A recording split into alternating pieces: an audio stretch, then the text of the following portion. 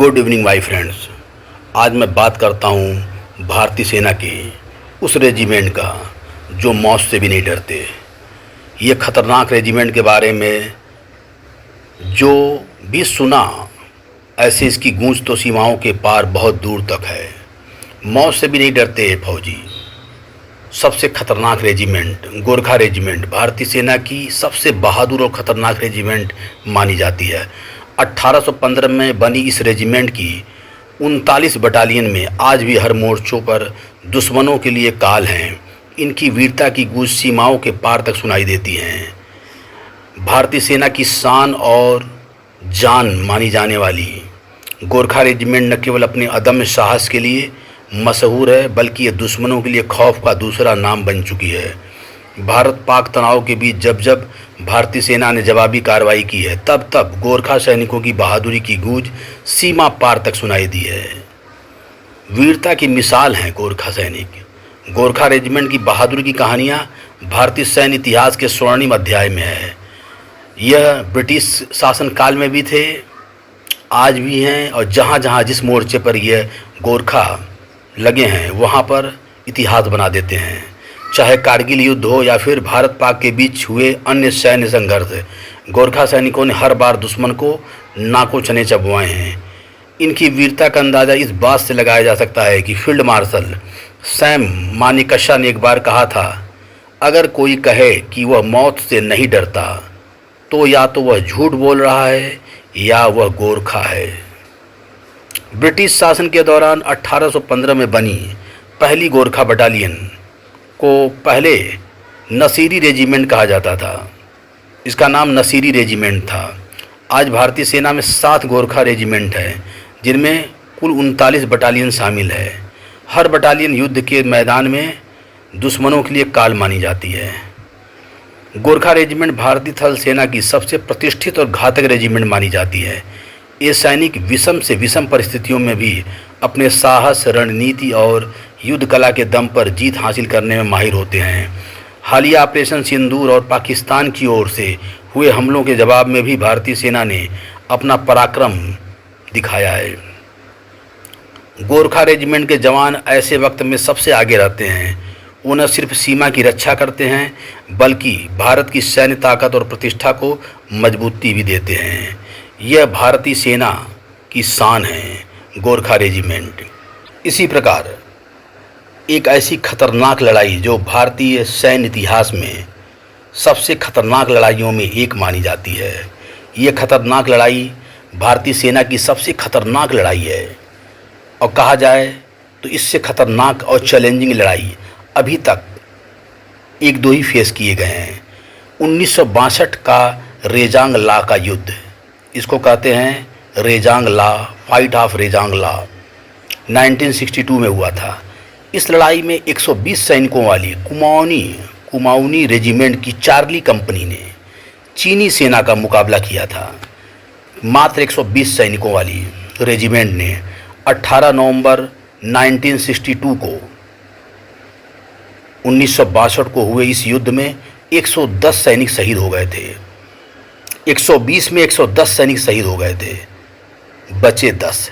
लेकिन उन्होंने क्या किया? उन्होंने 1300 चीनी सैनिकों को मार डाला। कोई नहीं बचा चीनी सैनिकों में। यह लड़ाई 18,000 फीट की ऊंचाई पर लड़ी गई थी। ज़मीन से बहुत ऊंची 18,000 फीट की ऊंचाई पर यह योद्धा लड़े थे। 120 में 110 बचे थे। और इन लड़ाई में जो ज़्यादातर जो सैनिक थे वो हरियाणा के थे। हरियाणा के मैदानी इलाकों से आए हुए वो जाबाज और खूंखार लड़ाके चीनियों की दिल दहला देने वाला ऐसा कारनामा दिखाया था कि जिसमें चीनी वह पोस्ट को छोड़कर भाग गए थे। आज हम आपको आज़ादी के बाद भारतीय सैनिकों द्वारा लड़े हुए 5 खतरनाक फाइट्स के बारे में बताएंगे, जो कि आज़ादी स्वतंत्रता के बाद लड़े गए हैं। 1947 में भारत पाक युद्ध, स्वतंत्रता मिलने के तुरंत बाद पाकिस्तान ने जम्मू और कश्मीर में घुसपैठ करने की कोशिश की। वह कश्मीर को अपने पाकिस्तान का अभिन्न अंग बनाना चाहता था और यह पहले 4 भारत पाकिस्तान युद्धों का कारण बना। यह युद्ध 441 दिनों तक चला, जहां 6000 पाकिस्तानी मारे गए। वहीं भारत के 1104 सैनिकों ने शहादत दी।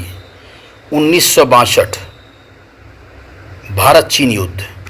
चीन किसी डील और नियमों का पालन नहीं करने के लिए माना जाता है। वह जो ड्रैगन है कभी भी धोखा दे देता है। उसमें भी धोखे में भारत पर हमला कर दिया। ऐसे में शुरू हुआ 1962 का चीन भारत युद्ध। चीन ने मैकमोहन रेखा को मानने से इनकार कर दिया और चीनी सैनिकों ने अचानक तिब्बत पर कब्जा कर लिया और उस दौरान भारतीय सेना पड़ोसी देश द्वारा किए गए हमले के लिए तैयार नहीं थी। हालांकि भारत ने चीन को कड़ी टक्कर दी। इसी टक्कर में मैंने बताया था जो चार्ली रेजिमेंट का, जिसमें 120 सैनिकों ने कुमाऊनी रेजिमेंट के चार्ली 120 में से 110 सैनिक बच करके आए थे और उन्होंने 1300 चीनियों को उड़ा डाला था। दोनों ही सेनाओं को भारी नुकसान उठाना पड़ा था। यह युद्ध 32 दिनों तक लगा। पूरे 32 दिन चला, जहां भारत के टोटल 1300 से ऊपर सैनिक शहीद हुए, तो वहीं पर चीन के भी कम से कम 3000 सैनिक शहीद हुए थे। उसी प्रकार 1965 में भारत पाकिस्तान युद्ध। चीन के साथ 3 साल की लड़ाई के बाद भारत को अलग अलग सीमाओं पर एक और दुश्मन देश का सामना करना पड़ा। पाकिस्तानी सेना ने 1965 में कश्मीर में युद्ध विराम रेखा के पार एक गुप्त अभियान शुरू किया। इसे भारत द्वारा लड़े गए सबसे प्रमुख युद्धों में से एक माना जाता है। यह युद्ध 50 दिन चला और इसमें पाकिस्तान के 3800 सैनिक तो भारत के 3000 सैनिकों ने जान गंवाई। 1971 का विजय दिवस। 1971 में भारतीय सेना ने विजय दिवस मनाया था। 1971 में भारत ने बांग्लादेश को, जो उस समय पूर्वी पाकिस्तान था, स्वतंत्र होने में मदद करने के लिए अपनी सहायता दी। युद्ध की शुरुआत ऑपरेशन चंगेज खान के 11 भारतीय वायु स्टेशनों पर हवाई हमलों से हुई, जिसके कारण पाकिस्तान के साथ शत्रुता शुरू हो गई और भारत ने बंगाली राष्ट्रवादी ताकतों की ओर से पूर्वी पाकिस्तान में स्वतंत्रता के लिए युद्ध में प्रवेश किया, जिससे पूर्वी और पश्चिमी दोनों मोर्चों पर भारतीय और पाकिस्तानी सेनाओं के बीच मौजूदा संघर्ष का विस्तार हुआ। यह युद्ध मात्र 13 दिन चला और पाकिस्तानी सेना के 93,000 सैनिकों ने भारतीय सेना के आगे सरेंडर कर दिया। इस युद्ध में दोनों ही सेनाओं को भारी नुकसान हुआ, लेकिन पाक के 9,000 सैनिकों की जान गई और 25,000 के लगभग करीब सैनिक घायल हो गए थे। 1999 कारगिल युद्ध। भारत ने 5वां और आखिरी युद्ध 1999 में पाकिस्तान के साथ ही लड़ा, जब आतंकवादियों के भेष में पाकिस्तानी आर्मी ने भारतीय सेना पर हमला करते हुए घुसपैठ की और ऊंची चोटी पर कब्जा कर लिया। यह युद्ध मई और जुलाई के महीने में 1999 के बीच जम्मू और कश्मीर के कारगिल ज़िले में हुआ था।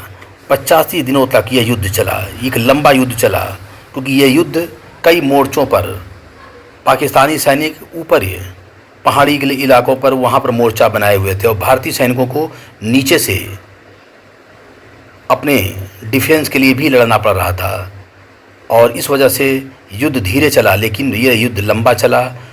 इसमें 547 भारतीय सैनिकों को तो पाक के 737 सैनिकों ने जान गंवाया था। ऐसे सही मायने में पाकिस्तान के करीब 1200 सैनिकों ने जान गंवाया था।